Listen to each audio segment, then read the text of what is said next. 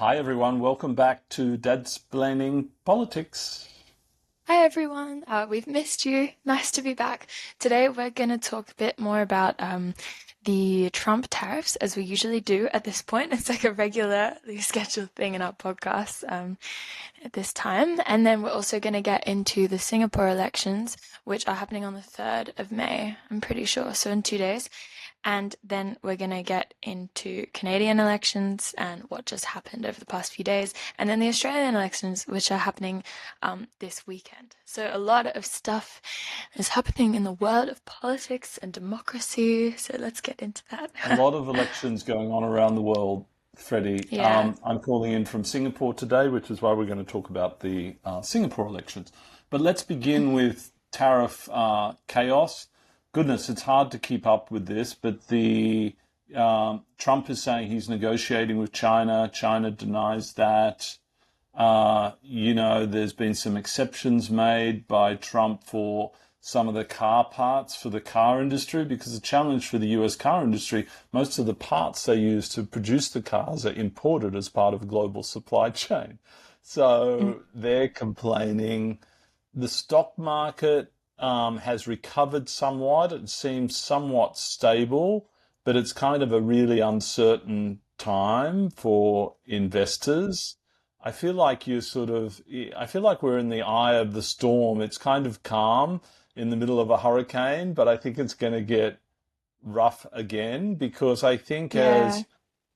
yeah, sorry, Freddie, I go. like that metaphor, but I would just say that I would compare it more to the calm before the storm rather than the eye of the storm. I don't think anything has happened yet.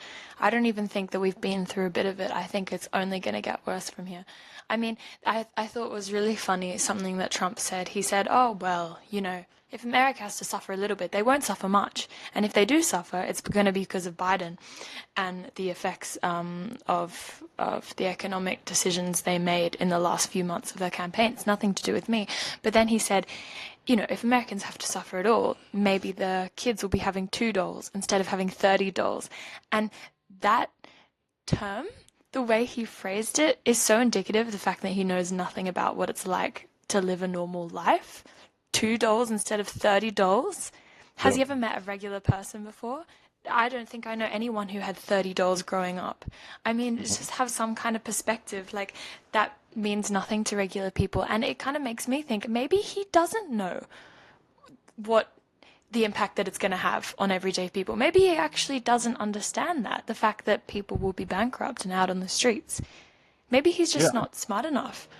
I don't think he does. And I think it's really interesting because the port of Seattle, which is one of the main incoming ports from China, is really quiet, right? China has stopped exporting a lot. And this is going to be really interesting because the likes of Walmart, etc., like 60 to 70% of what they sell comes from China.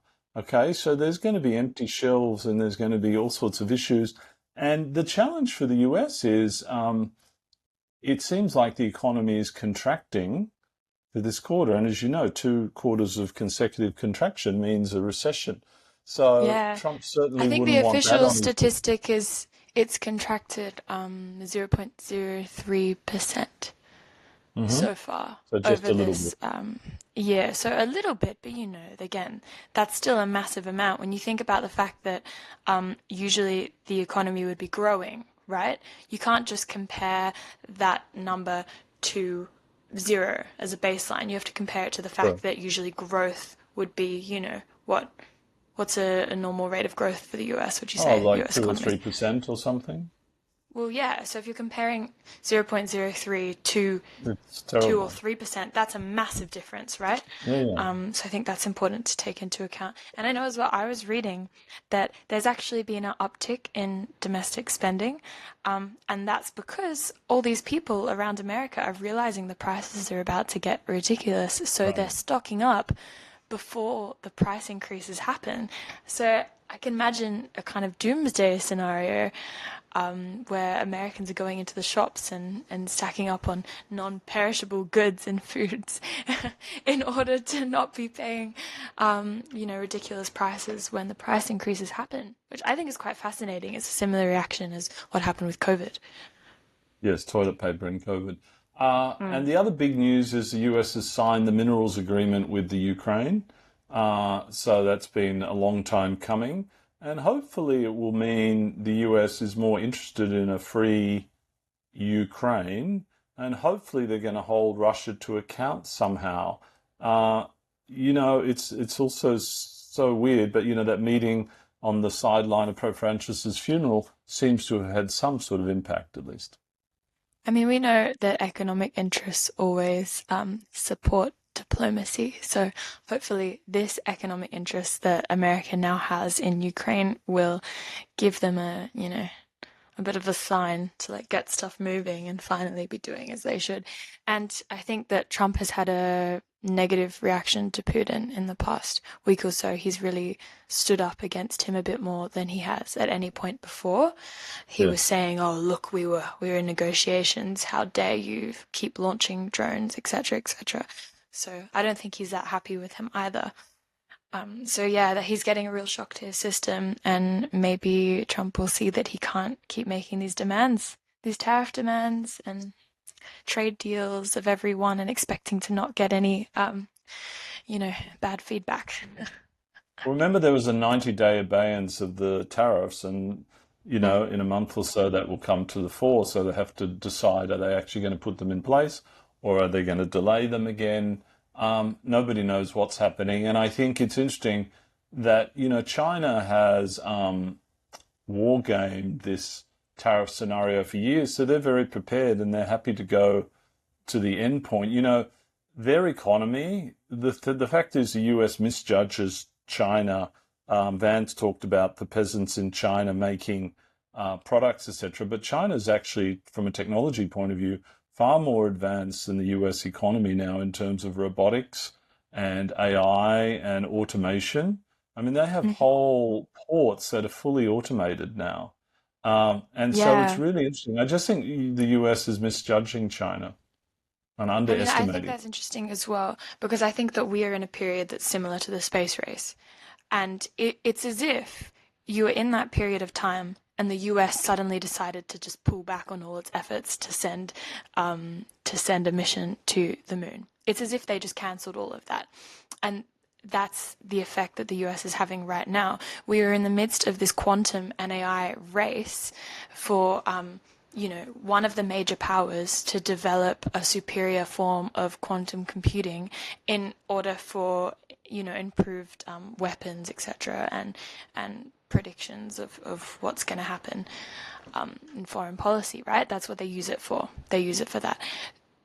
And the US has just pulled out of it. And so China is making massive leaps, and the US really will have no hope of catching up if they don't redirect some of their technology in that direction. So, yeah. That's No, my no, thought. it's This is true. kind of a terrifying thought because whoever develops it first will have complete like monopoly over the technology. Yeah. There's a school of thought that the US is going to be the ones that suffer the most from these tariffs. Overseas Well, I stock don't think it's a markets school are of thought. I think it's like, common sense. not being, but overseas stock markets are not being as impacted as greatly. And as countries start and work out how they can respond and react to this and establish new relationships and new trading relationships, the US will be the ones to suffer. So fascinating. Well, yeah, of course. Yeah, because they're just being left in the dust. They're basically just um, what is the name of that thing? In an ancient war tactic where someone would surround, like a blockade, right?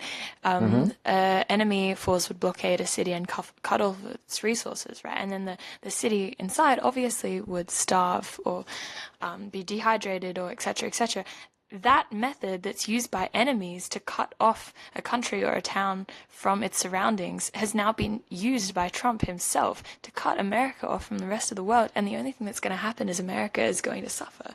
And we've been told this story from like since we were small children. It's shocking that maybe he didn't get the same bedtime stories as we did, but Didn't get the you know, memo. he Shall we did move get them. on to Singapore? Yeah, let's do that. Do you want to start since Sure. you spent a So bit of time in Lawrence, Singapore and you're there right now? yes, yes, Lawrence Wong is the newly elected Prime Minister of Singapore. the first prime minister who's not a direct member of the Lee family, right from Li Ka-shing, who was the founder of modern Singapore. So that's an interesting change. The PAP party, of which he is the leader, is the dominant party in Singapore. And For has those been for like 60 years or something like that. since independence, yes. Mm. And as you may or may not know, Singapore has some of the least corruption in the world of any government because government ministers are really well paid. They're often paid more than 1 million Singapore dollars. And, you know, on many counts, the government is the most efficient and effective government in the world. So generally, the PAP is very popular in Singapore.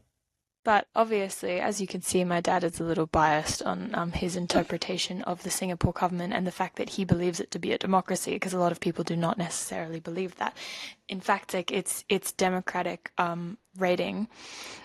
There's a group that does ratings. It's the Freedom Group. They do ratings of all the democracies in the world and different governments. Has rated it partly free. So the people who live in Singapore are partly free, according to them, because the PAP party, right, it has a monopoly on all the media in the country. It has massive financial resources which support that media and also, you know, like essentially buy off the country to keep voting for them. So there's not really an opportunity for any other party to gain seats.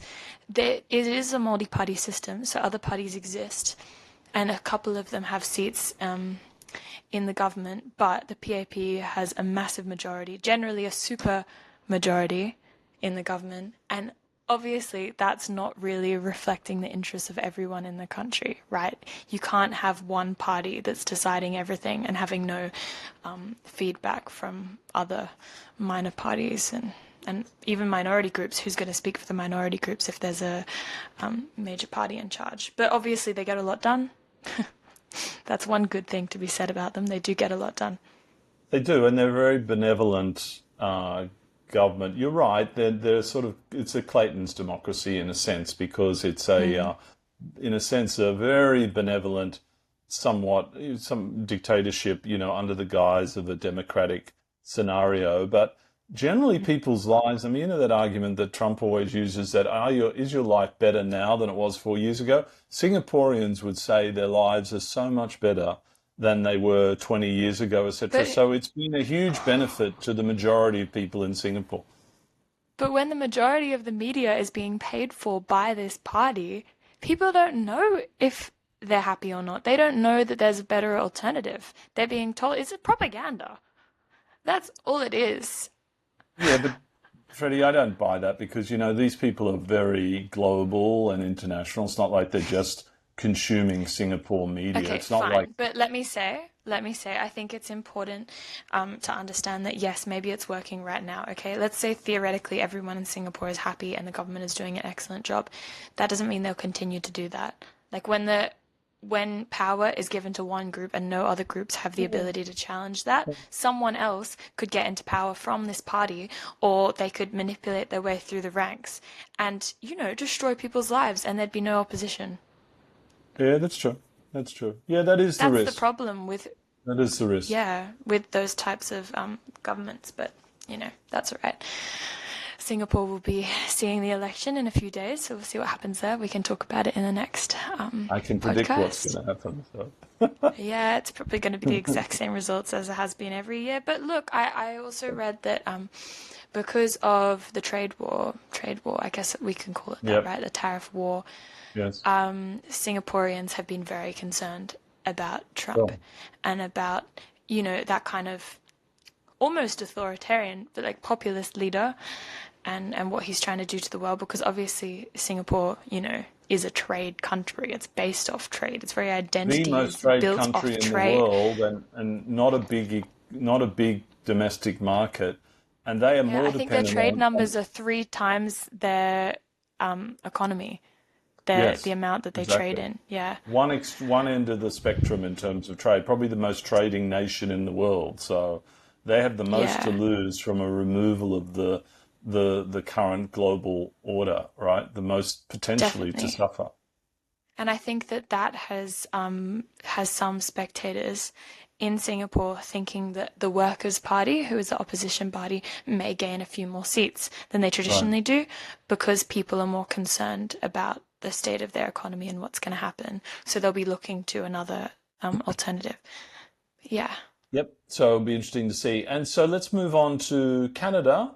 Uh, Mark Carney is now the voted in Prime Minister. He was the Prime Minister after he took over from Justin Trudeau, and he almost got a majority. They fell 3 seats short, you were saying, Freddie.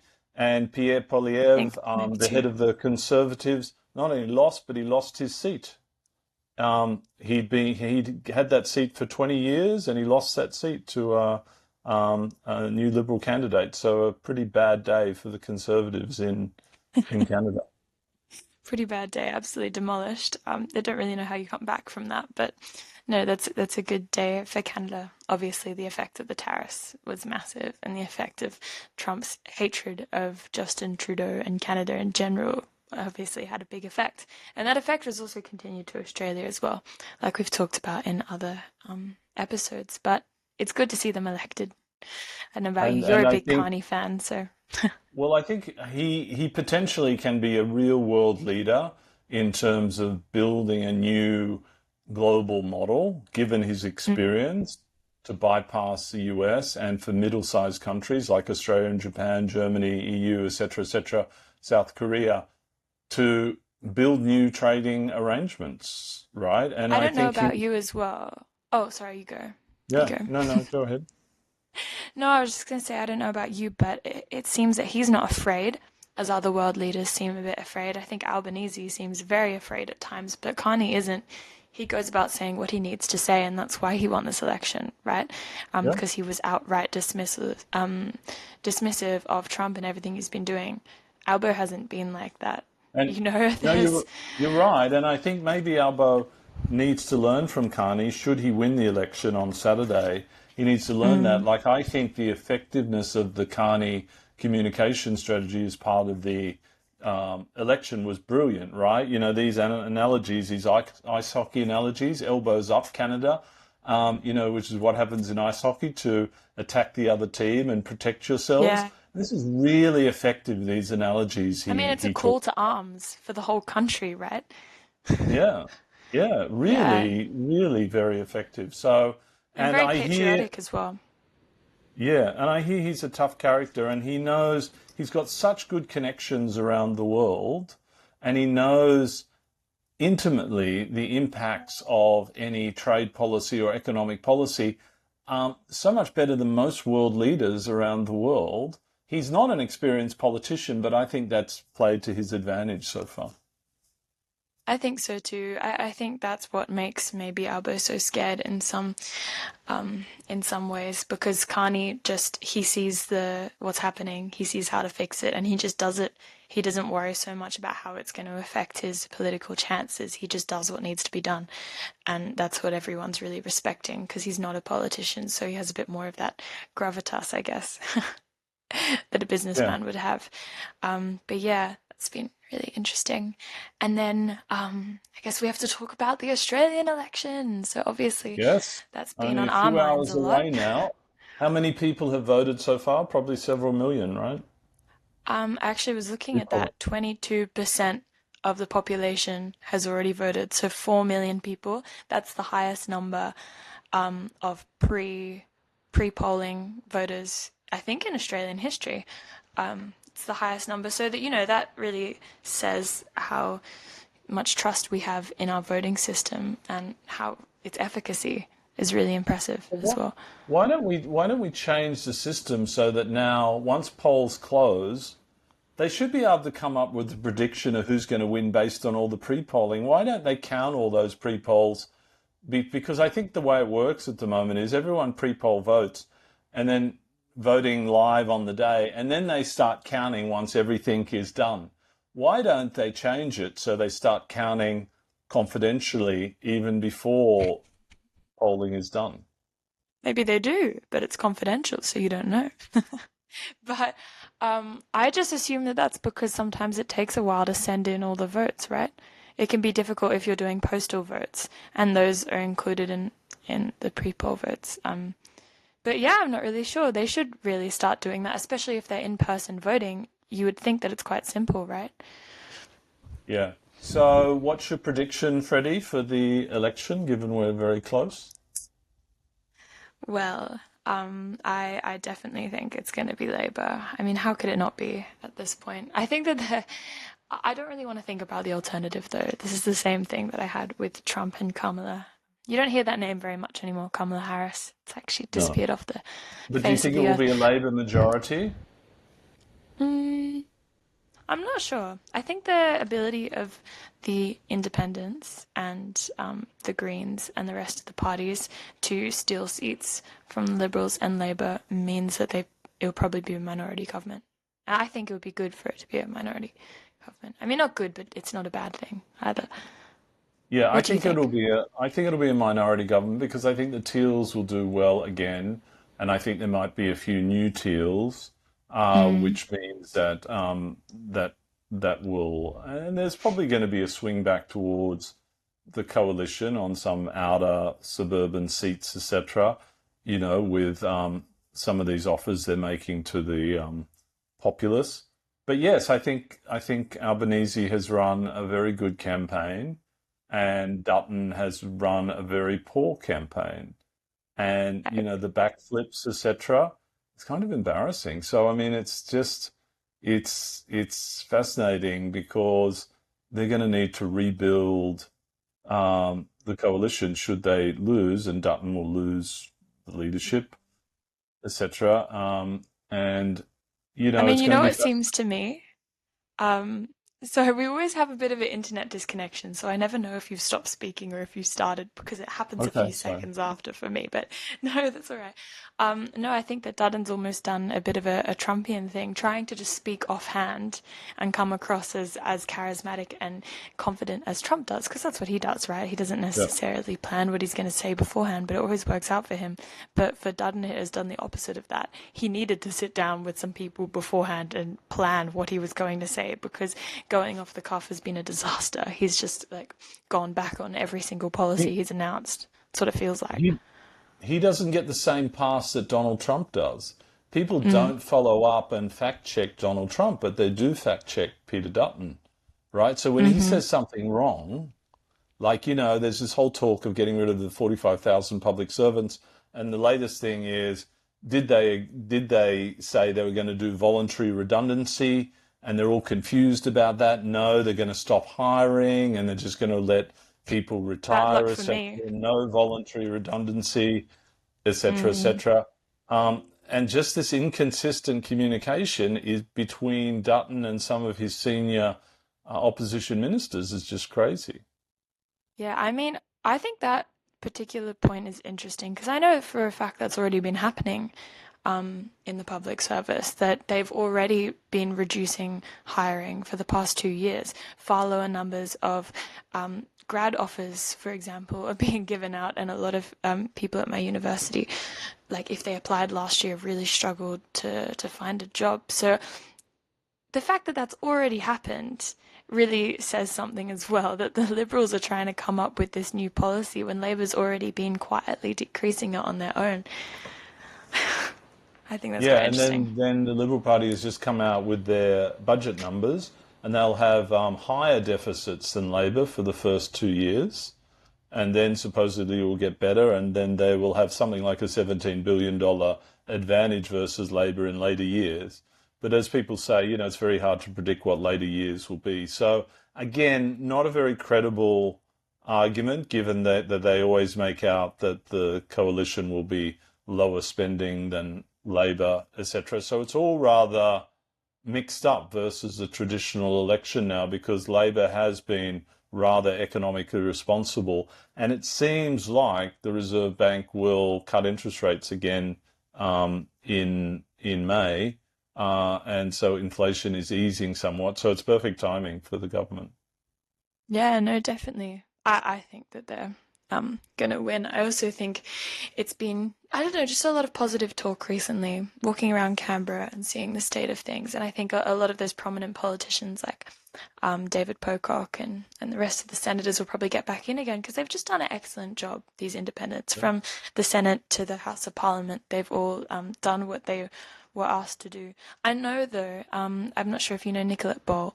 You know Nicolette Ball, Yes. who's in the, we talk about like Sydney electorates a lot, obviously, because we're from Sydney, but I know there's a lot of other independents running through the rest of Australia. But Nicolette Ball, she was looking very likely that she would win the seat, but apparently she said some kind of inappropriate comment at a hairdressing salon. So now she's been banned from that hairdressing salon, and there's been a lot of controversy surrounding this. So now it's very close between her and the Liberal candidate. So, Oh, stuff like that can be happening across the yes. board. I think as well, it's a good reminder that maybe we can't trust every single teal just because they run under the label Oh, of no, being no, a teal. you're quite That right. doesn't mean they're going to be as good as the previous teals have been. They have to prove Yeah, their own you're quite merit right. as Everyone well. needs to run on their own merits as such. Yeah. So, Freddie, lovely speaking to you. To all our listeners, a few requests for you. We're now on YouTube, so if you could subscribe to our YouTube channel, that would be wonderful to help us Hmm. out. And we'd love to get questions going forward as well. This is our 22nd podcast that we've done over the last 6 months or so. So we'd love to start getting questions. We look to have some more guest speakers going forward, as we did with Kylie Tink. And so thank you for listening, and we look forward to chatting with you next week. Me too. Thanks for listening. Bye, Bye guys. all.